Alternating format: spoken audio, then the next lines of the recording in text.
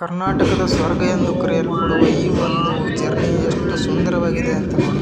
ಏನು ಘಾಟ್ ಇದು ಹೇಗಿದೆಯಪ್ಪ ಅಂತಂದರೆ ನಾವು ಸ್ವರ್ಗ ಎಲ್ಲೂ ನೋಡಿರಲ್ಲ. ನಾವು ನಿಜವಾಗ್ಲೂ ನೋಡಬೇಕಾಗಿರೋ ಸ್ವರ್ಗ ಇದು. ನಾವು ಕೊನೆಯವರೆಗೂ ನಾವು ಇರ್ತೀವೋ ಯಾವಾಗ ಸಾಯ್ತೀವೋ ಗೊತ್ತಿರಲ್ಲ. ನಮ್ಮ ಜೀವನ ಕೊನೆ ಯಾವಾಗ ಆಗುತ್ತೋ ಗೊತ್ತಿಲ್ಲ. ಬಟ್ ಒಂದು ಸಲ ಆದರೂ ಈ ಸುಬ್ರಹ್ಮಣ್ಯ, ಆ ಸಕಲೇಶ್ಪುರದಿಂದ ಸುಬ್ರಹ್ಮಣ್ಯಕ್ಕೆ ಒಂದು ಸಲವಾದರೂ ಪ್ರಯಾಣ ಮಾಡಬೇಕು. ಏನಂತೀರ ಅದು ಘಾಟು, ಅದು ವಿಸ್ಮಯ, ಏನಂತೀರ ಅದೆಲ್ಲ ನೋಡ್ಬೇಕಂತಂದರೆ ಎರಡು ಕಣ್ಣು ಕೂಡ ಸಾಲದು ಕೊಡ್ರಿ.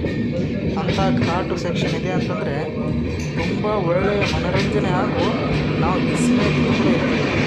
ನಮಗೆ ಆಶ್ಚರ್ಯವಾಗುತ್ತೆ. ಈ ಥರ ಪ್ರಕೃತಿ ವಿಸ್ಮಯ, ಪ್ರಕೃತಿ ಮುಂದೆ ಯಾವುದೂ ಕೂಡ ದೊಡ್ಡದಲ್ಲ ಅಂತ ಅನಿಸ್ಬಿಡುತ್ತೆ. ನೋಡಿ, ಮೊಬೈಲ್ ಊಟ ಕೆಳಗಡೆ ಇದು ನೋಡಿ ಹೇಗಿದೆ ಅಂತಂದರೆ ಆ ಗಗನಚುಂಬಿ ಅಂದರೆ ಆಕಾಶ, ಅದು ಒಳಗಡೆಯಿಂದನೇ ಏನೋ ಬರ್ತಾಯಿತ್ತು. ಮರಗಳು ಆಕಾಶಕ್ಕೆ ನೀರನ್ನು ತರುವ ಮೋಡಗಳನ್ನು ಹೇಗೆ ತರಿಸ್ಕೊತಾವೆ ನೋಡಿ. ಕಣ್ಣಲ್ಲಿ ಗ್ಯಾರಂಟಾಗಿ ನಾವು ನೋಡ್ಬೋದು.